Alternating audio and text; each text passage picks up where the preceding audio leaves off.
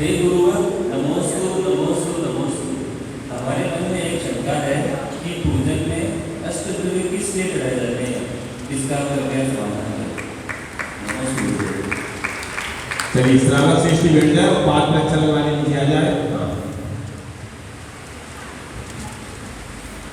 ओम नमः सिद्धेभ्यः।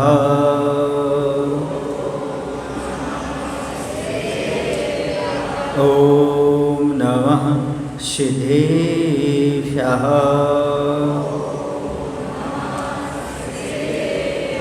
नमः श्रीवर्धमानाय निर्धूतकलिलात्मने सालोकानां त्रिलोकानां यदि विद्यादर्पणायते यदि विद्यादर्पणायते।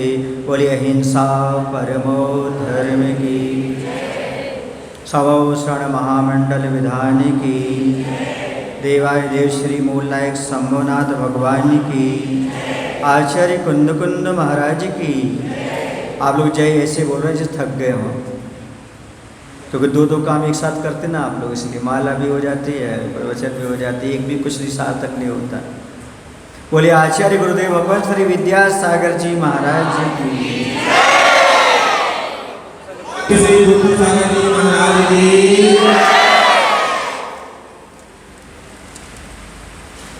पूजन सब लोग करते हैं, लेकिन पूजन किसे कहते हैं ये बहुत कम लोग जानते हैं। पूजन का अर्थ होता है, भक्ति का अर्थ होता है गुणेषु अनुरागः भक्ति। भगवान के गुणों के प्रति, पूज्य पुरुषों के गुणों के प्रति अनुराग रखने का नाम भक्ति है। जब तक आपको वैराग्य नहीं आता तब तक राग को छोड़कर के अनुराग को अपनाने की आचार्यों ने आज्ञा दी है।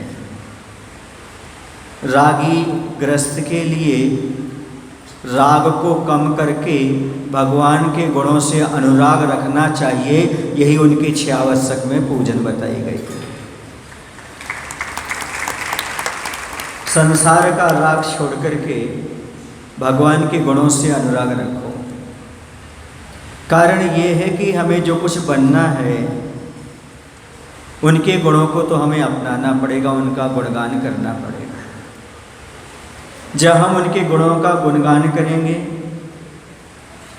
उनके गुणों के प्रति अनुराग रखेंगे, तभी हम उन जैसे गुणों को प्राप्त कर सकते हैं। बंदे तद्गुण लब्धे। भगवान मैं आपके गुणों की प्राप्ति के लिए आपको नमस्कार कर रहा हूँ।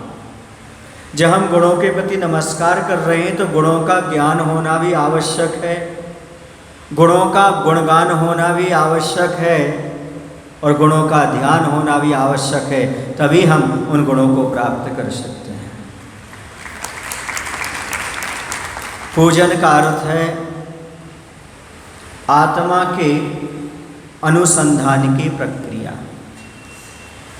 आत्मा को खोजने की प्रक्रिया। हमारी आत्मा कहाँ है, कैसी है, हमारी आत्मा क्या परमात्मा बन सकती है, उनके गुणों को प्राप्त कर सकती है। ऐसी जो प्रक्रिया हुआ करती है आत्मा से परमात्मा की ओर जाने की, आत्मा से परमात्मा कैसे बना जाता है, उन गुणों को समझने की, उस प्रक्रिया का नाम पूजन होता है। पूजन का अर्थ होता है, बहुत सारे मायने होते हैं, पू धातु से इसका अर्थ निकलता है। तो पूजन का अर्थ ये भी होता है कि फटकना। फटकने का अर्थ होता है सार को ग्रहण कर लेना और असार को निकाल देना। जो भगवान की पूजा करता है वह यही काम करता है, संसार में असार चीज़ों को छोड़ देता है और जो सार वस्तु है उसको ग्रहण कर लेता है। पूजा का अर्थ होता है पवित्रता भी होता है, उस धातु का अर्थ पवित्रता का अर्थ होता है आत्मा में पवित्रता प्राप्त करना। अभी आप भगवान की पूजन कर रहे हैं, आराधना कर रहे हैं, आपको महसूस हो रहा होगा जो आप खा पी करके लाखों रुपए कमा करके अनुभव नहीं कर पाएंगे, आत्मा की संतुष्टि प्राप्त नहीं कर पाएंगे, वो भगवान की भक्ति करके आप आत्मा की संतुष्टि को प्राप्त करें। यह हमारे अंदर पवित्रता उत्पन्न करती है, उसका नाम पूजन हुआ करता है। यही तो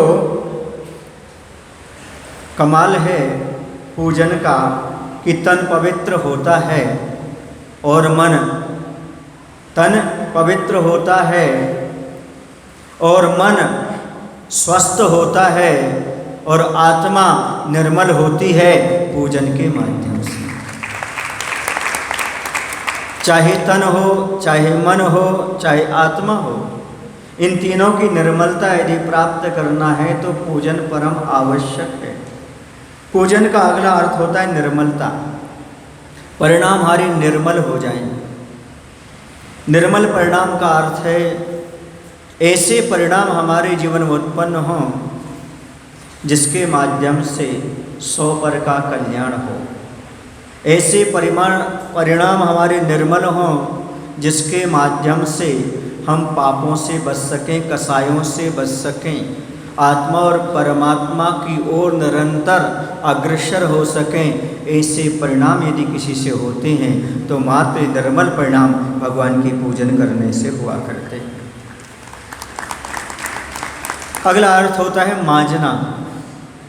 पूजन का अर्थ मांजना होता है। आप लोग मांजते हैं, बर्तन मांजते हैं कि नर्तन भी मांजते हैं। बर्तन को मांजने के लिए बहुत सारी सामग्रियां होती हैं। नर्तन को मांजने के लिए भी आचार्यों ने 6 आवश्यक में सबसे पहले पूजन दिया है। पूजन करो, देव पूजन के माध्यम से आपका नर्तन स्वस्थ होगा। मनुष्य पर्याय को मांजने का यदि कोई साधन है तो वह मात्र भगवान की पूजन है। भगवान की पूजन के माध्यम से आप अपने नर्तन को, मनुष्य पर्याय को अच्छी तरह से मांज सकते हैं, साफ सुथरा कर सकते हैं। जब तक मांजो नहीं तब तक कुछ भी उपलब्ध नहीं होता। एक बार की बात है, आचार्य बहुत अच्छा उदाहरण देते इसके लिए। मन को मांजे बिना रत्नत्रय नहीं आता, मन को मांजे बिना धर्म नहीं आता, मन को मांजे बिना आत्मा का स्वाद नहीं आता। एक परिवार में एक नई बहू थी, उसको बर्तन वगैरह अच्छे से मांजना नहीं आता था, आजकल की बहुओं की जैसी होगी।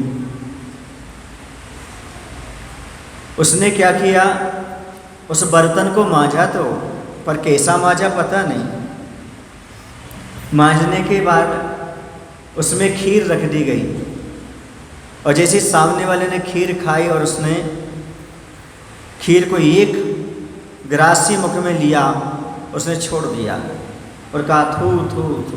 बोले अरे इस खीर में तो काजू किशमिश है, इसमें तो नारियल है, पिस्ता है, बादाम है, दूध है, चावल है। नहीं नहीं नहीं, खीर तो अच्छी है, लेकिन जिस बर्तन में परोसी गई है उस बर्तन में हींग रखी थी पहले और उसको अच्छे से परिमार्जित नहीं किया गया। अच्छे से अंदर से, बाहर से तो धो लिया, बाहर से तो मांज लिया, पर अंदर से नहीं मांजा गया, उसकी कड़वाहट आ रही है। बस पूजन का उद्देश्य है अपने बर्तन को अंदर से मांजना। जब तक अंदर से नहीं मांजोगे तब तक तुम कुछ भी क्रिया करते रहोगे, कड़वाहट नजर आएगी आपको। स्वाध्याय में भी आपको आनंद नहीं आएगा, रत्नत्रय की बात करोगे तो भी आनंद नहीं आएगा, परमात्मा की बात करोगे तो भी आनंद नहीं आएगा। क्योंकि जैसे पूजन करते हुए आप अंदर से मन को मांज लेंगे वैसे ही आपको मजा आ जाएगा, आनंद का अनुभव हो जाएगा। ये प्रक्रिया है मांजने की, अपने मन को मांजने की आवश्यकता है। हमने कुछ शब्द आपके लिए बताए जिनके माध्यम से हम पूजन के अर्थ को समझ सकते हैं, उसके मायने को समझ सकते हैं। अब हम चलते हैं इस बात पर कि आखिरकार पूजन में अष्टद्रव्य क्यों होती है। 8 द्रव्य क्यों चढ़ाते हैं? तो आप लोग बोलते हैं अष्टम वसुधा पानी को में कर में 8 द्रव्य लिए। पहले से तो अष्टम वसुधा की प्राप्ति करने के लिए, अष्टम वसुधा कहाँ है? बेंगलोर के उस पार कहाँ है? समोषण की अष्टम वसुधा नहीं, कौन सी अष्टम वसुधा जिसे पाना है अभी? कौन सी? ईसत प्रागभार नाम की अष्टम पृथ्वी, जहाँ पर सिद्ध परमात्मा विराजमान है। हम उनकी आराधना इसलिए कर रहे हैं कि हम भी यह सारी की सारी वसुधा छोड़ करके आप जैसे अष्टम वसुधा की प्राप्ति करें और अनंत काल तक अनंत सुख के भागीदार बन सकें। इसलिए अष्टद्रव्य चढ़ाई जाती है। वैसे तो कहा जाए कि पूजन के बारे में बहुत सारी परिकल्पनाएं हैं, बहुत सारी बातचीतें हैं, बहुत सारे प्रकरण हैं, बहुत सारे भेद प्रभेद हैं, सबके अपने अपने मत हैं। लेकिन यदि हम देखें तो अष्टद्रव्य जो होती है सम्यक दर्शन के 8 अंग का भी प्रतीक हो सकती है, निसंकत आदि अंगों का प्रतीक हो सकती है, और अष्टकर्म को नाश करने के लिए भी अष्टकर्म का प्रतीक भी हो सकती है कि हम अष्टकर्म को नष्ट कर रहे हैं। हमें देखना होगा कि प्रत्येक प्रक्रिया के पीछे क्या क्या रहस्य होता है। हम बहुत सारी क्रियाएं करते हैं लेकिन उसके पीछे का रहस्य, उद्देश्य नहीं समझ पाते। रहस्य क्या है, उद्देश्य क्या है? जल चढ़ाने का उद्देश्य क्यों है? आखिर जल जो है वो जन्म जरा मृत्यु का नाश करने में सक्षम क्यों है? ये आपने कभी विचार किया, कभी आपने सोचा? इसके बारे में आपको मनन करना पड़ेगा, चिंतन करना पड़ेगा, सोचना पड़ेगा कि आखिर जल ही जन्म जरा मृत्यु का नाश क्यों करता है? चंदन ही संसार ताप को क्यों मिटाता है? अक्षत ही अखंड पद क्यों दिलाता है? पुष्प ही काम भाव को नाश क्यों करता है? नैवेद्य क्षुधा वेदनी का नाश क्यों करता है? दीप जो है हमारे लिए अष्टकर्म का नाश करने का प्रतीक क्यों बताया? धूप भी क्यों बताया आपके लिए अष्टकर्म का नाश करने के लिए? आपने सोचा केवल ज्ञान को प्रदान करने वाला, ऐसा क्यों आपने सोचा, विचार किया आपने? कभी फल जो है ना वह मोक्ष फल देने वाला क्यों और नरक पद देने वाला अर्घ क्यों? आज अपन समझते हैं इसके बारे में। सबसे पहले आप चढ़ाते हैं जल। जल कैसा होता है? जल तरल होता है, और आचार्यों ने ज्ञान को जल की उपमा दी। और ज्ञान को बाधा पहुंचाने वाला कौन सा कर्म है? ज्ञानावरण कर्म है। इसलिए ज्ञानावरण कर्म नष्ट हो जाएगा तो निश्चित रूप से हमारे लिए जो आवरण पड़ा हुआ ज्ञान का वो चला जाएगा। फिर ज्ञान के माध्यम से जन्म जरा मृत्यु का नाश होगा। कैसे होगा? जिनवाणी के माध्यम से, स्वाध्याय के माध्यम से। आचार्य भगवंत ने लिखा है, पीयूष है विषय सुख विरेचना है, पीते सो शीघ्र मिटती चिरवेदना है, भाई जन्म जरा रोग निवारती है, संजीवनी सुख करी जिन भारती है। जिनेंद्र भगवान की वाणी क्या करती है? जन्म जरा मृत्यु का नाश करने वाली है। इसलिए जल ज्ञान का प्रतीक है। ज्ञान का प्रतीक होने से हम जल चढ़ाते हैं ज्ञानावरणी कर्म को नष्ट करने के लिए। अब यहाँ पर ज्ञान प्राप्त हो जाता है तो निसंकित अंग की प्राप्ति के लिए, क्योंकि जो व्यक्ति सही ज्ञान प्राप्त कर लेता है उसके पास शंका नहीं रहती। या तो आधा अधूरा ज्ञान हो इसलिए शंका होती है, या फिर कोई भी ज्ञान ना हो तो शंका होती है, लेकिन जिससे ज्ञान हो जाता है समीचीन, वो निसंकित अंग का धारी हो जाता है। जिन वच में शंका ना धार, वह जिनेंद्र भगवान के वचनों में कोई शंका नहीं करता, इसलिए निसंकित अंग का प्रतीक भी हो जाया करता है। जल हमेशा अपने स्वभाव को छोड़ता नहीं, उसका स्वभाव शीतल है। वैसे जब तक हम अपने स्वभाव में रहेंगे तभी हम ज्ञानावरण आदि कर्मों को नष्ट कर सकते हैं। दूसरी बात है, जल सब में मिलने का भाव रखता है, मृदु भाव रखता है। हमें भी वैसे सबसे मिलकर के और मृदु भाव के साथ अहंकार का त्याग करते हुए जीना चाहिए, क्योंकि सबसे पहला गुण है विद्या विनयम ददाती। जब हमारे से विद्या आ जाती है तो विनय गुण की प्राप्ति हो जाती है, और विनय जो होती है मोक्ष का द्वार खोल लेती है। इसलिए इसे समझने की आवश्यकता है। हम जल क्यों चढ़ाते, समझ में आ गया? ज्ञानावरण कर्म के नष्ट करने के लिए और निशंकित अंग की प्राप्ति के लिए। अब दूसरा आता है चंदन। चंदन क्यों चढ़ाते हैं, और चंदन जो है भव आताप को नष्ट कैसे करता है। जहाँ जहाँ हमारे जीवन में विकल्प रहेंगे तब तक आताप सताते रहें, दुख होते रहेंगे, और जैसे हम निर्विकल्प होते चले जाएंगे हमारे सारे के सारे आताप समाप्त हो जाएंगे। तो जो दर्शनावरण कर्म है वह दर्शन क्या करता है, दर्शन निर्विकल्प होता है, और निर्विकल्प होने के लिए दर्शनावरणी जो आवरण है उसे नष्ट करना पड़ेगा। इसे नष्ट करने के लिए हम चंदन चढ़ाते हैं। हे भगवान, हमें निर्विकल्प दशा प्राप्त हो, हम भाव के आताप का संताप का विनाश कर सकें। भाव का संताप यदि होगा तो राग देश के परिणाम को नष्ट करने से होगा, और वह कब होगा, जब हम निर्विकल्प होंगे। इसे दर्शनावरणी कर्म के क्षय के लिए और निर्विकल्प होने के लिए हम चंदन चढ़ाते हैं। चंदन का दूसरा गुण होता है, चंदन घिसता है और खुशबू लुटाता है, सबके माथों को शीतलता पहुंचाता है, पर कोई आकांक्षा नहीं रखता। इसी प्रकार से निकांक्षित अंग का पालन करने के लिए हम चंदन चढ़ाते हैं। हम भी भगवान की भक्ति करते हुए कोई आकांक्षा नहीं रखते। चंदन चढ़ाने का उद्देश्य हो गया दर्शनावरण कर्म का क्षय करना और निकांक्षित अंग का पालन हमारा हो सके। देखिए, सम्यक दर्शन के साथ जो कार्य किया जाता है वह कर्म नजरा के हेतु में बन जाता है, मोक्ष के हेतु में या कारण में बन जाता है। इसलिए हमारे लिए यह दर्शनावरण कर्म के क्षय करने के लिए अति आवश्यक होता है। और चंदन के समान भी हमारा जीवन बन जाना चाहिए। चंदन खुशबू बिखेरता है, चंदन ताप को समाप्त करता है। पहले राजा महाराजा शरीर में ताप होता तो चंदन का लेप कर लेते थे, चंदन का लेप करते थे या स्नान कर लेते थे, वह ताप को दूर कर लेते थे। इसलिए दूसरे के ताप को भी दूर करने का भाव बनाओ। जैसे चंदन दूसरे का ताप करता है, वैसे हम दूसरे का दुख दूर कर सकें, ऐसे भाव अपने जीवन में लाने का प्रयास करें। चंदन जहाँ भी रहता है तो महकता है, हमेशा उसका स्वभाव महकना है और महकाना भी है, यही काम उसका रहता है।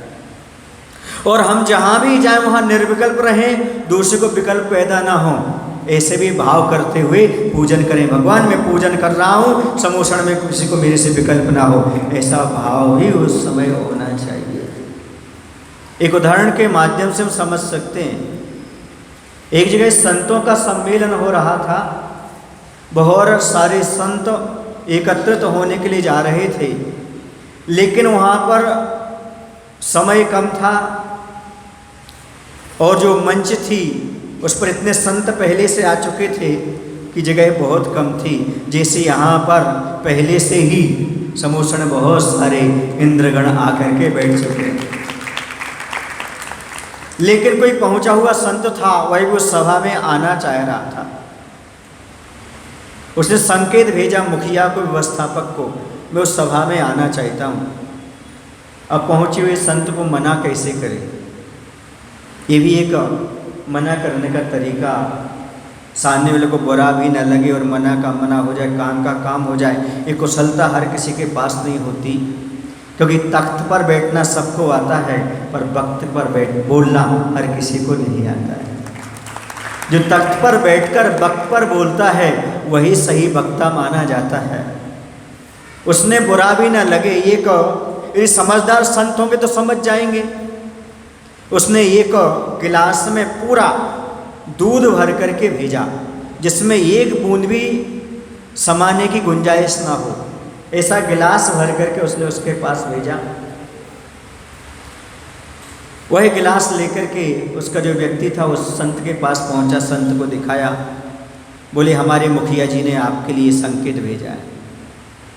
उन्होंने भी क्या किया, थोड़ी सी केसर ली, दूध में डाल दी। क्या डाल दी? केसर। और बाजू में एक फूल फंसा दिया गिलास में चिपका करके और भेज दिया। समझ रहे आप लोग कि नहीं? जो वहाँ पर भेजा गया वो लेकर के आ गया। कौन लेकर के आ गया? समझ रहे आप लोग? और जब आया, आने के बाद मुखिया ने कहा उन्हें आने दो। वो क्या कहना चाह रहे हैं? वो ये कहना चाह रहे हैं जैसे दूध में केसर समा जाती है, ना वजन बढ़ता है ना विकल्प होते हैं, ऐसे में आपकी सभा में रह लूँगा जहाँ भी स्थान मिलेगा। मैं सभा को भी निर्विकल्प रखूँगा और मैं भी निर्विकल्प रखूँगा। और जो उसने उसमें चंदन जैसी खुशबू का फूल रखा, वो ये बता रहा है मैं सभा की शोभा बढ़ाऊंगा, सबको खुशबू बिखेरूंगा, कभी किसी को तकलीफ नहीं होने दूंगा।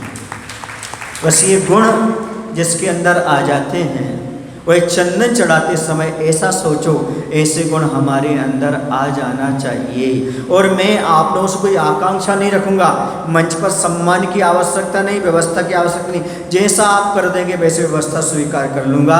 ये निकांचित अंग का उसने प्रतीक बता दिया। समझ आया? फूल क्या करता है, चंदन क्या करता है? महकता रहता है। यही काम मैं भी करता रहूँगा, मेरी उपस्थिति किसी को दुख नहीं देगी। अब तीसरी द्रव्य आती अक्षत। अक्षत चढ़ाते हैं आप लोग, और अक्षत चढ़ाते समय क्या भावना भाते हैं? बोलो। अक्षय पद प्राप्त है, अखंड अक्षत पद प्राप्त है। हमारी आत्मा खंड खंड क्यों हुई? सुख दुख के कारण। कभी सुख का अनुभव करती, कभी दुख का कारण दुख का अनुभव करती। ये कौन सा कर्म कराता है? वेदनी कर्म कराता है। साता वेदनी, असाता वेदनी। इसलिए जो अक्षत है, हमें अखंड पद क्यों प्राप्त नहीं हो पा रहा है? क्योंकि वेदनी कर्म उसमें बाधक है, सुख दुख का अनुभव कराता रहता है। जब तक इस सुख दुख का अनुभव करते रहेंगे तब तक हमें अखंड पद की प्राप्ति होने वाली नहीं है। और हम खंड खंड क्यों होते चले जा रहे हैं?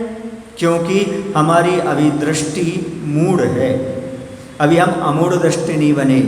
इसलिए अक्षत यदि चढ़ाते हैं तो वेदनी कर्म को नाश करने के लिए और अमूढ़ दृष्टि अंग की प्राप्ति के लिए हम भगवान के चरणों में अक्षत समर्पित करते हैं। हमारी खंड खंड आत्मा जो सुख दुख का अनुभव कर रही है और अभी तक सच्चा श्रद्धान नहीं हुआ है, हम मूढ़ताओं में पड़ रहे हैं, इसलिए खंड खंड विभाजित होते जा रहे हैं। हम अमूढ़ दृष्टि अंग रखेंगे और हम अखंड खंड की प्राप्ति करेंगे। इसलिए हम वेदनी कर्म के नष्ट के लिए, अमूढ़ दृष्टि अंग की प्राप्ति के लिए अक्षय पद प्राप्त करते हैं। अक्षत में आप लोग क्या करते हैं? क्या करते हैं आप? क्या चढ़ाते हैं? आप चावल चढ़ाते हैं, छिलका रहित, लाली रहित, शुद्ध धवल क्या होता है? अक्षत होता है। वह ये बताता है कि यह उगता नहीं, पुनः नहीं उगता। और सुख दुख क्यों मिलते हैं? जब हम जन्म धारण करते हैं, पुनः हम पृथ्वी पर जन्म लेते हैं, पुनः सुख दुख का वेदन करते हैं, यहाँ वहाँ के पद प्राप्त करते रहते हैं। अखंड पद की प्राप्ति क्यों नहीं हुई? क्योंकि जन्म जरा मृत्यु अभी हमारे पीछे पड़ी हुई है। इसलिए भी हम अखंड पद को प्राप्त करने के लिए अक्षत भगवान के चरणों में चढ़ाते हैं। ऐसा हमारे अंदर भाव आना चाहिए अक्षत चढ़ाते समय। अब इसके बाद अपन चलते हैं, कौन सी द्रव्य आती है अक्षत के बाद? पुष्प आता है। पुष्प क्यों चढ़ाते हैं आप लोग? पुष्प की क्या भावना होती है? तो पुष्प माने फूल। फूल हमारे अंदर बहुत सारे पंचेंद्रिय के विषयों की कामना का प्रतीक होता है। पुष्प क्या होता है? कामना का प्रतीक, कोमलता का, मुलायमता का प्रतीक होता है। और उसके प्रति व्यक्ति का अनायासी आकर्षण बढ़ता चला जाता है। आप लोग बोलते हैं ना कि फूल स्वयं टूट करके दो लोगों को जोड़ता है। और जोड़ने का अर्थ वहाँ पर क्या हुआ? दो लोगों को जोड़ने का अर्थ वह हो गया, अर्थात एक दूसरे के प्रति आकर्षित करना। और आकर्षण किसका नाम है? इसी का नाम तो मोहिनी कर्म है। वस्तु स्वरूप की भूल करा दे। हम यहाँ वहाँ के आकर्षण में पढ़ेंगे तो वस्तु स्वरूप को जान कैसे पाएंगे? और वस्तु स्वरूप को जानने में यदि बाधक कोई है तो मोहिनी कर्म है, और राग द्वेष जो कराता है वह चारित्र मोहिनी कराता है। तो दर्शन मोहिनी और चारित्र मोहिनी कर्म को नष्ट करने के लिए हम पुष्प चढ़ाते हैं। और इसके साथ साथ हम देखें तो मोहिनी कर्म से जो जुगुप्सा पैदा होती है, जुगुप्सा माने गिलानी, और मुनि के शरीर को देख करके गिलानी नहीं करना, ये निर्विचिकित्सा अंग है, उसका पालन करने के लिए भी हम पुष्प चढ़ाते हैं। मोहिनी कर्म के नाश के लिए और निर्विचिकित्सा अंग का पालन करने के लिए हमारी तरह से अच्छी तरह से हो जाए, इसलिए हम भगवान के चरणों में पुष्प समर्पित किया करते हैं। जितनी भी संसार की वस्तुएं हैं उनकी लोलुपता छूट जाए भगवान। ये मोह के कारण, राग द्वेष के कारण हम इस प्रकार का काम करते चले आ रहे हैं, इसलिए हम यही करते हैं। दूसरी चीज़ ये है, भगवान पुष्प क्या करता है? पुष्प सुबह खिलता है और शाम ढले मुरझा जाता है, लेकिन जितने लोगों से मिलता है उनके चेहरे पर मुस्कान बिखेर जाता है। हमारे अंदर ऐसा भाव प्रकट हो, हम पुष्प समर्पित कर रहे हैं कि हमारे माध्यम से किसी को कष्ट ना पहुँचे। हम जिससे भी मिलें वह हमेशा खुश रहे, जिससे मिले उसके चेहरे पर हमें मिलते ही मुस्कुराहट आ जाए, ऐसा हमारा व्यक्तित्व आ जाए। और सही बात है, जब हम शरीर से गिलानी नहीं करेंगे, उसके गुणों से प्रेम करेंगे, तो स्वाभाविक है सामने वाला आपको देख करके खुश हो ही जाएगा। भाई ये तो गुण ग्रहण की दृष्टि हमेशा रखा करता है, इस शरीर को गौण कर देता है, इसके अंदर गोरे काले का कोई भेद नहीं, हर दिल से उसका नाता है, उसे कुछ आए या ना आए पर उसे रिश्ते निभाना आता है। ये जहाँ सामने वाले के अंदर भाव उत्पन्न हो जाता है तो निश्चित रूप से वह निर्विचिकित्सा अंग को पालन कर लेता है और वह विपरीत मान्यता का त्याग कर देता है, अर्थात शरीर को ही आत्मा नहीं मानता, शरीर से पृथक और कोई आत्मा है, और वह अच्छी तरह से वैयावृत्ति में लग जाया करता है। ये भाव चढ़ाएं, आप क्या चढ़ाएं तब भाव करें, पुष्प चढ़ाते समय इस प्रकार का भाव होना चाहिए। और फूल का व्यक्तित्व कैसा होता आप जानते हैं, उसके अंदर कोई भेदभाव नहीं होता, फूल हमेशा महकता रहता है, छोटी जिंदगी होते हुए भी कभी वह गड़बड़ नहीं करता। मैंने एक बार कहा था, कोई परिस्थिति आ जाती है तो एक बार आचार्य ने हमसे पूछा था, कुंतु सागर जब तुम्हें कोई राहतगढ़ से बिहार हुआ था, पठारी की ओर जा रहे थे, ब्रह्मचारी धीरज भी साथ में थे, इनके यहाँ आहारचर्या संपन्न हुई थी, उस दिन बिहार करके गए थे, दूसरे दिन पठारी प्रवेश होना था। उस समय एक स्थान पर बैठ गए, थक गए थे, आचार्य से बोलते क्यों कुंतु जब कोई तकलीफ आती तब तुम क्या विचार करते हो विपरीत परिस्थितियों में? तो मैंने आचार्य से कहा मैं ये विचार करता हूँ, मन में आए ना मलिनता, सुख दुख आते जाते, गुलाब कहता देखो हम कांटों में भी मुस्कुराते। तो गुलाब ही हमें शिक्षा देता है, अर्थात ये पुष्प हमें शिक्षा देता है कि हमें अपने जीवन में हमेशा किसी ऐसी सुख दुख आए लेकिन मन में कभी मलिनता नहीं लाना। ये पुष्प चढ़ाते हुए अपने जीवन में इस प्रकार के भाव करना चाहिए। इसके बाद अगली तरफ आती है नैवेद्य। नैवेद्य क्यों चढ़ाते हैं आप लोग, इसके बारे में आप समझते हो? नैवेद्य क्यों? क्षुधा रोग विनाशनाय।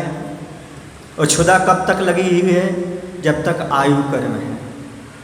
आयु जब तक है तब तक उसको शरीर की स्थिति बनाए रखने के लिए भोजन पानी हमें देना पड़ता है। और ये भोजन पानी देने के लिए हमारे लिए बहुत सारे काम करना पड़ते हैं। कहते हैं पता नहीं क्या क्या नाच नचाती हैं ये रोटियां, क्या क्या काम करना पड़ता आदमी की इस रोटी के लिए। देश विदेश में कहाँ कहाँ नहीं रहना पड़ता आदमी के लिए। क्यों? क्योंकि यह क्षुधा रूपी रोग है, इस शरीर का रोग है। इस शरीर के लिए कुछ ना कुछ देना पड़ता है। ये शरीर अन्न का कीड़ा है, इसके बिना यह रहता ही नहीं है। तो क्षुधा रोग विनाशनाय नैवेद्यम निरपामति स्वाहा।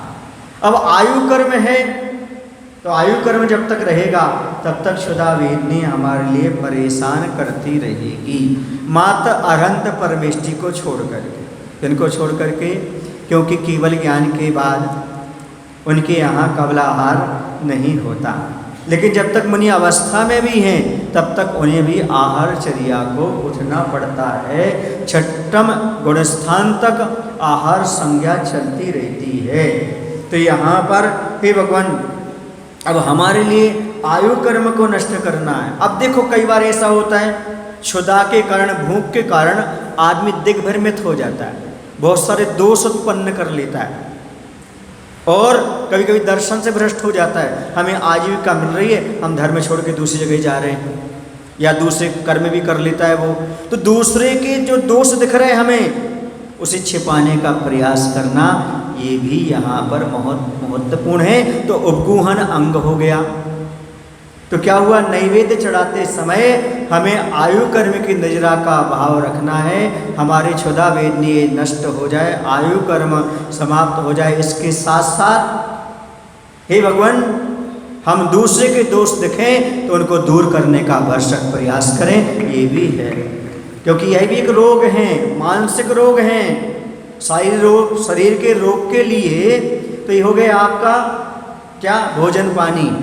लेकिन यदि किसी व्यक्ति को मानसिक आदि रोग हैं तो रोग के समापन करने के लिए हमें अनिवार्य यदि कोई चीज़ हो जाती है तो वो हो जाती है उसके दोषों को ढकने का प्रयास करना। क्योंकि मानसिक रूप से भी बहुत सारे लोग रोगी हो जाते हैं, कुछ बुद्धि से रोगी हो जाते हैं, कुछ चारित्र से रोगी हो जाते हैं, वो चारित्र की ओर बढ़ना नहीं चाहते या दोष लगाते रहते हैं। तो गुहन अंग यह हमारे लिए अपनाना बहुत अनिवार्य है। तो नैवेद्य चढ़ाते समय क्या भाव रखना, आयु कर्म। हरे भगवान, ये वर्तमान की आयु नष्ट हो जाए ऐसा नहीं, हमेशा के लिए आयु कर्म नष्ट हो जाए। वरना आप सोचने लगो आत्मघात की बात कर रहे हैं, नहीं, बल्कि हमेशा के लिए आयु कर्म अब मिले ना, इसलिए इस प्रकार के भाव करना और उपगोहन अंग का पालन होता रहे, इसलिए आप लोग क्या करते हैं, नैवेद्य चढ़ाते हैं। अब इस भाव से नैवेद्य चढ़ाना। इसके बाद आता दीप। दीप क्या काम करता है आपको मालूम है, दीप प्रकाशित करता है। दीप हमारे लिए प्रकाश देता है, आत्म ज्योति प्राप्त हो जाए। और आत्म ज्योति क्यों प्राप्त नहीं हो रही, क्योंकि जब तक शरीर है, देह है, देह की ओर दृष्टि है, शरीर की ओर दृष्टि है, तब तक इस प्रकार की हमारी स्थिति बनी हुई है। हम देहातीत तो हो जाएंगे, यानी शरीर छूट जाएगा, अर्थात नाम कर्म की नजरा के लिए हम यहाँ पर दीप चढ़ाते हैं। हे भगवान, हमारा नाम कर्म नष्ट हो जाए। और कोई व्यक्ति अज्ञान अंधकार में फंस गया है, अंधकार में जा रहा है, तो उसको पुनः उजाले की ओर लाना, इसी का नाम स्थितिकरण अंग है। तो यदि हम दीप चढ़ाते हैं तो नाम कर्म की नजरा के लिए और स्थितिकरण अंग का पालन करने के लिए हम भगवान के चरणों में क्या चढ़ाते हैं, दीप चढ़ाते हैं। ये दीप चढ़ाने का उद्देश्य हो गया। प्रत्येक द्रव्य चढ़ाते समय एक एक कर्म को ध्यान में रखते हुए, उसके भावों की ओर जाते हुए, और हमें कौन से अंग का पालन करना है इसकी ओर ध्यान देते हुए यदि हम द्रव्य चढ़ाते हैं तो उसका हमें समीचीन फल प्राप्त होता है। हे भगवान, अंधकार, अज्ञान के अंधकार में जो संसारी प्राणी भटक रहे हैं वो कब ज्ञान बोध प्राप्त करेंगे। जो जीव श्रद्धा से भ्रष्ट हो रहे हैं उनको सम्यक की आंखें कब प्राप्त हों, इस प्रकार का भाव स्थितिकरण है। लेकिन जब हम स्वयं मजबूत होंगे, हमारी स्थिति मजबूत होगी, हम दीप की तरह जलेंगे, तभी हम 100 पर प्रकाशी हो सकते हैं, स्वयं भी प्रकाश में चल सकते हैं और दूसरे को भी प्रकाशित कर सकते हैं। दीप क्या करता है, स्वयं तो जलता है लेकिन औरों को प्रकाश देता है। समझ आया आपको? स्वार्थी और दीपक में यही अंतर होता है। स्वार्थी दूसरों के प्रकाश से जलता है, लेकिन दीपक दूसरों को प्रकाश देने के लिए जलता है। इसलिए स्वार्थी से बड़ा दीपक हुआ करता है। इसलिए हमें परमार्थी बनना है, अपना भी कल्याण करना है, अपने को भी सही पथ पर चलाना है और दूसरा भी यदि आना चाहे तो उसे भी सत्पथ दिखाने का प्रयास करना है। ये दीप का मायना आप समझ गए होंगे। दीप क्यों चढ़ाते हैं? नाम कर्म की नजरा के लिए, देह से ऊपर उठ करके केवल ज्ञान रूपी दीपक को प्राप्त करने के लिए। इसके साथ ही साथ हम ये भी सोचें कि हमारे लिए दूसरे का अज्ञान दूर करना है, स्थितिकरण अंग का पालन करने के लिए हम दीप चढ़ाया करते हैं। हमारा व्यक्तित्व दीपक की भांति हो, इसलिए भी हम चढ़ाया करते हैं। एक दृष्टांत याद आ रहा है इसमें। एक बार एक पिता थे, उनके पास बहुत सारी संपत्ति थी।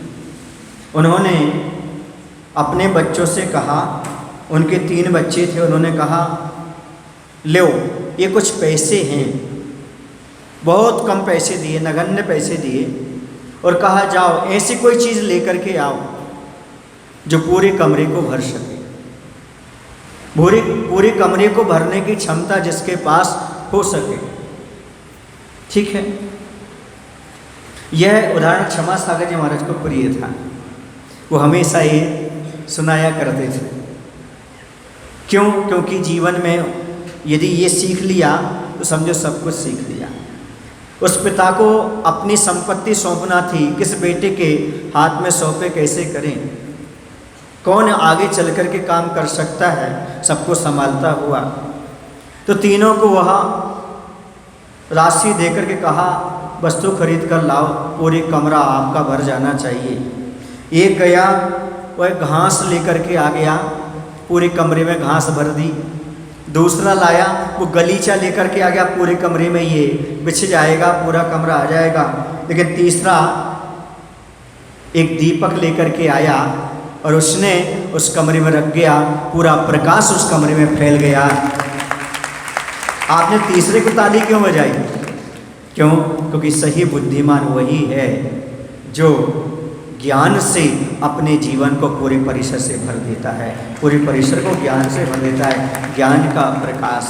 थोड़ा दीपक तुम जलाओ, थोड़ा हम जलाएं, थोड़ा अंधेरा तुम भगाओ, थोड़ा हम भगाएं। बस यही है दीप चढ़ाने की भावना। दीप चढ़ाते समय इस प्रकार के भाव रखना। तो दीप चढ़ाते समय ये शरीर से हमारा ममत्व भाव हटे, नाम कर्म छूटे, और मैं दूसरे का स्थितिकरण कर सकूं, उसके अंधकार का नाश कर सकूं, ऐसा भाव रख करके चढ़ाना चाहिए। अगला आता है धूप। धूप चढ़ाते क्यों हैं? धूप का एक गुण है, धूप जब भी वातावरण में महकती है तो सबके नासिका तक पहुंचती है। वह ऊंच नीच का भेद नहीं करती, सबके पास जाती है। और ऊंच नीच का भेद करने वाला कौन सा कर्म है? गोत्र कर्म है। और गोत्र कर्म को नष्ट करने के लिए यह दीप चढ़ाते हैं। और जो व्यक्ति सबसे वात्सल्य रखता है वह ऊंच नीच का भेद नहीं रखता, इसलिए वात्सल्य अंग का पालन करने के लिए भी हम धूप चढ़ाते हैं। क्योंकि जिसके पास प्रेम होता है, वात्सल्य होता है, वह नीच उच्च के भेद को नहीं रखता। उसका प्रेम निरंतर प्रत्येक प्राणी तक पहुंचता है। वह जाति को नहीं देखता, वह छोटे बड़े को नहीं देखता, छोटा भी हो तो भी और बड़ा भी हो तो सबके पास उसका प्रेम पहुंच जाता है। 7 वर्ष से लेकर के 70 वर्ष तक के व्यक्ति तक पहुंच जाए, ये वात्सल्य अंग का प्रतीक माना जाता है। तो ज्ञानी अज्ञानी, गरीब अमीर, ये सारे उच्च नीच भेद को जो है समाप्त कर दे, ऐसी भावना भाव धूप चढ़ाते समय, हे भगवान मेरा गोत्र कर्म नष्ट हो जाए और मेरे अंदर वात्सल्य अंग पैदा हो जाए, इसलिए मैं आपके चरणों में धूप चढ़ा रहा हूँ। अष्टकर्म दहनाय धूपम निर्वपामिति, गोत्र कर्म दहनाय धूपम निर्वपामिति, वात्सल्य अंग प्राप्ताय धूपम निर्वपामिति साहा। ऐसे धूप जैसा हमारा गुण हो जाए और हम दूसरा यदि इससे और ले सकते हैं वो, लेकिन इससे प्रासंगिक नहीं, फिर भी जैसे धूप होती है, सूर्य की धूप, समझ आए ना, वो सबको भेदभाव रहित होकर के सबके पास पहुंचती है। ऐसे आपकी भी प्रेम वात्सल्य की भावना सबके पास पहुंच जाना चाहिए। स्वयं धूप मिट कर के दूसरों को सुगंधि फैलाती है, वैसे ही भगवान हमारा जीवन में जो कुछ सर्वस्व वह परोपकार में लग जाए, ऐसी भावना रखते हुए धूप चढ़ाना चाहिए। इसके बाद आता है अंतिम कौन सा है? फल। फल क्यों चढ़ाते हैं आप लोग? मोक्ष फल प्राप्त है। एक छोटी सी बादाम चढ़ा दी, भगवान हमें मोक्ष दे देना। छोटी छोटी लौंगे इलायची चढ़ाओती और चंड प्रभु बंदते, मोक्ष फल पाओती। छोटी छोटी लौंगे छोटी छोटी इलायची लेकर के चढ़ा दी, भगवान हम आपकी वंदना कर रहे हैं, ये हम चढ़ा रहे हैं, हमें मोक्ष दे देना। ऐसा कह करके छोटे छोटे बच्चे चढ़ा दिया करते थे बचपन में, मैं भी चढ़ाता था ऐसा बोल करके। तो यहाँ पर हम समझें कि आखिरकार हम फल क्यों चढ़ाते हैं, क्योंकि दुनिया में हमें फल की प्राप्ति नहीं हो पाती तो अंतराय बीच में आ जाता है। फल क्यों नहीं मिल पाता? क्योंकि अंतराय पड़ जाता है, इसलिए हमें समीचीन फल नहीं हो पाता। 5 प्रकार के बताए, दान, लाभ, भोग, भोग और वीर। इन सब का हमें लाभ क्यों नहीं हो पाता? क्योंकि हमारा अंतराय कर्म पड़ा रहता है, और जब तक अंतराय कर्म पड़ा रहेगा तब तक हम कुछ करना भी चाहें तो नहीं कर पाते, इसलिए हम चाहें तो प्रभावना नहीं कर पाते। इसलिए हे भगवान, हम जो फल चढ़ा रहे हैं हमारे सारे अंतराय समाप्त हो जाएं, हमें मोक्ष फल की प्राप्ति हो जाए, अनंत सुख अनंत वीर्य प्राप्त हो जाए हमारे लिए, इसलिए हम आपके चरणों में यह फल चढ़ा रहे हैं, और हमारे माध्यम से धर्म की अच्छे से प्रभावना होती रहे, सारे विघ्न दूर हो जाएं, कोई विघ्न ना आ जाए, हम अच्छे से प्रभावना करते रहें, इसलिए हम फल चढ़ाते हैं। अब आए समझ में आपको? फल चढ़ाने का अर्थ है कि हम अंतराय कर्म को नष्ट करें, अंतराय कर्म को नष्ट करते हुए हम धर्म की प्रभावना कर सकें, कोई भी विघ्न ना आए। जैसे अभी सारे के सारे ज्ञानोदय बेंगलोर वाले अंतराय कर्म को छटनी हुई, इसलिए यहाँ आकर के प्रभावना अंग में अपना सहयोग दे पा रहे हैं, दान भी दे पा रहे हैं, लाभ भी प्राप्त कर रहे हैं, भोग की सामग्रियां भी उन्हें प्राप्त होंगी, और भगवान की भक्ति करने से शक्ति भी अपने आप प्राप्त होती चली जाएगी। ये आप जब फल चढ़ाते हैं भगवान मोक्ष फल, हमें और कोई फल नहीं चाहिए, विचार करो, चिंतन करो, हमें क्षयोत्सव नहीं चाहिए अंतराय कर्म का, हमें तो सीधा क्षय चाहिए ताकि हम अनंत को प्राप्त कर सकें। ये भोग हम बहुत दिनों से भोगते आए भगवान, ये अंतराय कर्म हमारा नष्ट हो, विघ्न दूर हों, हम धर्मार्थ फल स्वयं लगें और दूसरे के भी विघ्न दूर हों, दूसरे का अंतराय छटे, दूसरे भी मोक्ष मार्ग पर लग सकें। अगला समोषण यदि बेंगलोर में लगे तो जो वंचित रह गए हैं उनका अंतराय छट जाए, वह भी आकर के समोषण में आराधना कर सकें, ऐसी भावना भाव। कोई स्त्री पर्याय है इसलिए नहीं आ पाए कर्म की वजह से, किसी के यहाँ सोच सूतक हो गई नहीं आ पाए कर्म की वजह से, किसी की कुछ और मजबूरियाँ हो सकती हैं, कर्म भी प्रेरित हो सकते हैं, कर्म से प्रेरित भी हो सकते हैं, नहीं आ पाए तो भावना भाव फल चढ़ाते समय हे भगवान अगली बार सभी लोग समोषण में आकर के भगवान की आराधना कर सकें, पूजन कर सकें, ऐसा भाव रखें। अब 8वां द्रव्य मिला करके क्या बन जाता है? अर्घ बन जाता है। अर्घ का मायना क्या होता है? अर्घ का अर्थ होता है मूल्यवान वस्तु। भगवान के चरणों में कौन सी वस्तु चढ़ाना चाहिए? मूल्यवान वस्तु चढ़ाना चाहिए। मूल्यवान वस्तु क्या है? तो दुनिया में सबसे मूल्यवान वस्तु अपना हृदय है, हृदय भगवान के चरणों में समर्पित कर देना चाहिए। पर मूल्यवान वस्तु क्या है? गजमोती। मूल्यवान वस्तु क्या है? रत्न। मूल्यवान वस्तु क्या है? हीरे, मोती, जवाहरात। सुन रहे आप लोग? ये सब भगवान के चरणों में कुबेर समर्पित कर देता है। कुबेर कहता है स्वर्ण भी, रत्न भी, हीरे भी, सारे के सारे मोती भी सारे समर्पित कर देता है, क्योंकि उसकी मति सुमति हो जाती है तो वह सारे के सारे शाम करने के लिए तैयार है। समझ आ रहा? ये सब अर्घ जो है मूल्यवान वस्तु है। भगवान के चरणों में मूल्यवान वस्तु चढ़ाना क्यों? अमूल्य पद की प्राप्ति के लिए। अमूल्य पद कौन सा? जिसे खरीदा ना जा सके, वह है मोक्ष पद। उसे प्राप्त करने के लिए हम 8 द्रव्य मिला करके अब चढ़ाते हैं। और अमूल्य पद कैसे मिलेगा? जब 8 कर्म नष्ट होंगे और 8 अंग हमारे लिए प्राप्त होंगे।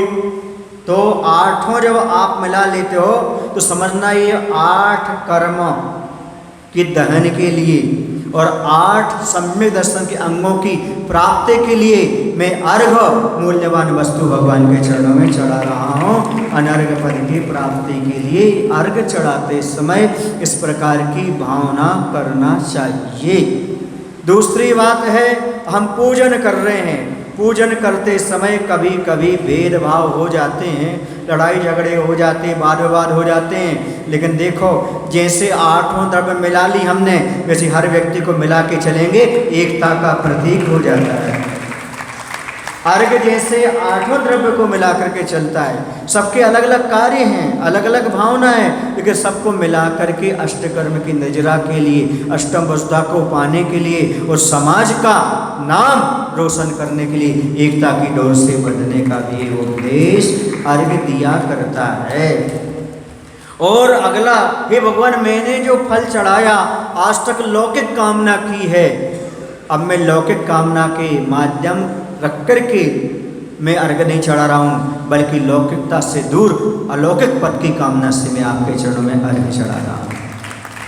लौकिक फल मांगा मैंने, ये पद मिल जाए, संसार का सुख मिल जाए, अब कुछ नहीं, अब कुछ नहीं चाहिए। जीते जी मैं सौधर्मेंद्र बन गया, जीते जी कुबेर बन गया, जीते जी सारे इंद्र बन गया, अब मुझे ये पद भी नहीं चाहिए, अब तो मात्र मुझे मोक्ष पद चाहिए। ऐसी कामना करना। पहले कहा था कि जो जैसी कामना करता है इंद्र बनता है, वो वैसे पद प्राप्त करता है। अब पद प्राप्त कर लिया आपने, यहीं जीते जी आपने स्वर्ग का नज़ारा देख लिया। कितनों ने देख लिया स्वर्ग का नज़ारा? बहुत अच्छा। हाथ नहीं उठाना, बताना था, अभिव्यक्त करना था कि मैंने स्वर्ग का नज़ारा प्राप्त कर लिया। अब स्वर्ग की कामना भी नहीं करना। अब अर्घ समर्पित करते हुए ना मुझे अब सौधर्मेंद्र बनना है, ना मुझे चक्रवर्ती बनना है, ना कुछ नहीं बनना है। अब तो समोषण में ले चलो भगवान हमें और मुनि दशा प्रदान कर दो, हमारा कल्याण हो जाए। ऐसी भावना, बस एक ही भावना, कोई पद नहीं चाहिए। क्यों? क्योंकि जो तुमने मनुष्य पर्याय में सौधर्म जैसी आराधना कर ली है, वो भूतो ना भविष्यति। ऐसी आराधना अभी मैं देख रहा था कि समय तो हो रहा है, लेकिन आप लोगों की भक्ति देख करके लग रहा था ये भक्ति भी प्रवचन से कम नहीं है।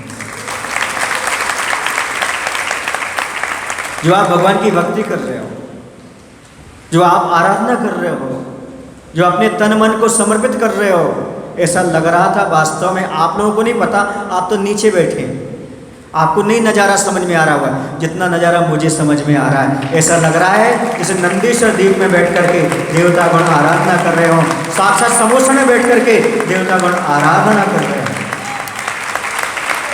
जब आप लोग आचार्य भगवान की पूजन कर रहे थे तब लग रहा था आप लोग गणधर परमेश जी की आराधना कर रहे हो।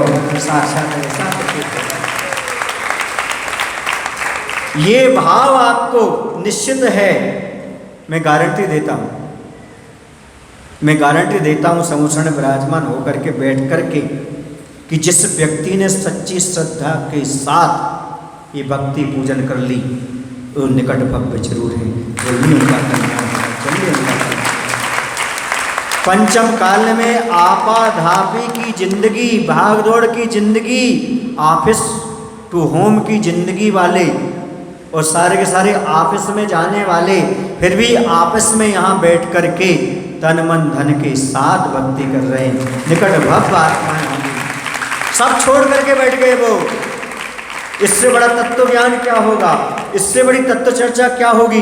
समोसा में बैठ करके जो आप हिल मिल करके भगवान की भक्ति कर रहे हैं, ऐसा लगता है भगवान इन लोगों का बड़ा सौभाग्य है, इनका सौभाग्य जीवन भर ऐसा ही बना रहे, ऐसे ही भगवान की भक्ति करते रहें, ऐसे ही आराधना कर रहें, ऐसी समोषण इनके नगर में लगता रहे, ऐसी साधु परमेष्टि का सहयोग मिलता रहे, ऐसे त्यागी व्यक्तियों का सहयोग मिलता रहे, और ये हमेशा ऐसी आराधना। निश्चित ये आप लोगों ने बहुत सारे गांव से आकर के, शहरों से आकर से, नगर से आकर के और प्रांतों से आकर के यहाँ पर आराधना की है। ऐसा बहुत कम मिलता है भैया कि सारे प्रांत के लोग समोषण, एक समोषण रचाएं तो सारे समोषण के तले आकर के बैठ जाएं। सारे प्रांत पूरे भारत देश से आकर के यहाँ बैठे हुए हैं और भगवान की आराधना कर रहे हैं। कोई दिल्ली का है, कोई बम्बई का है, कोई गुजरात का है, कोई राजस्थान का है, कोई बिहार का है, कोई मध्य प्रदेश का है, कोई उड़ीसा का है, कोई बंगाली बाबू है ना, कोई ऐसे बहुत सारे लोग हैं। कोई कहाँ के हैं, कहाँ का भूल गया मैं, मध्य प्रदेश के हैं, उत्तर प्रदेश के हैं, आसाम के हैं, राजस्थान के हैं और बांग्ला के भी हैं। कुछ लोग बांग्ला के भी आए थे, बांग्लादेश के भी हैं। हाँ यहीं आ गए। कुछ पाकिस्तान से भी आए हैं, वो भी यहाँ पर आ गए हैं, मुझे मालूम है। वो आके चले गए, बात है, लेकिन आकर के चले गए। जैसे तुम्हारे इनके परिवार के, कौन सा, क्षितिज के परिवार के, वो लोग भी वहाँ से आए हुए हैं। बहुत सारे लोग हैं, मतलब विदेश से भी, और कुछ तो अमेरिका होकर के आ गए, कुछ लोग फॉरेन होकर के आ गए, बहुत जगह से आ गए। बोले ये मान के चले अभी वर्तमान में जो दिखाई दे रहे हैं सारे देशों के लोग आकर के यहाँ पर भगवान की भक्ति कर ली, ये मान करके हम चलते हैं।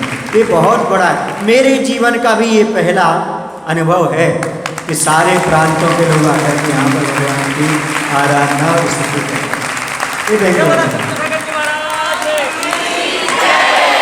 और पहला ऐसा इतिहास है कि आपके बीच में कि मैं भी विधान कर रहा हूँ। ऐसा पहला इतिहास है। समोसा में बैठ करके, हाँ बोल लो क्या बोल लो।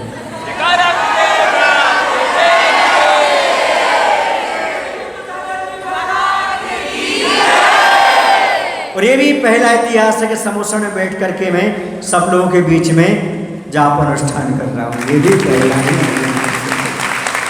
आप लोगों की भक्ति प्रेम देख करके लगता है, इसलिए लगता है कि आप लोग आपस में रहने वाले, 8-8 घंटे काम करने वाले, फिर भी आप लोग जितना समय मिलता है, मैं प्रशंसा नहीं कर रहा हूँ, लेकिन आज अवसर मिल गया तो बोल देता हूँ, आप जितना भी जिसको समय मिलता है, डांट भी खाते हैं लेकिन प्रेम भी लेते हैं, लेकिन जैसा समय मिलता है सब निकाल करके आ जाते हैं। ये बहुत बड़ी विशेषता है। ज्ञानोदय बेंगलोर जैन मंदिर में रहने वाले ज्ञानोदय परिवार की बहुत अच्छी विशेषता है। छोटे बच्चे से लेकर बड़े भी आकर के आराधना कर रहे हैं। समय हो चुका है। बोले महावीर भगवान की जय। आचार्य गुरु विद्यासागर जी महाराज जी की।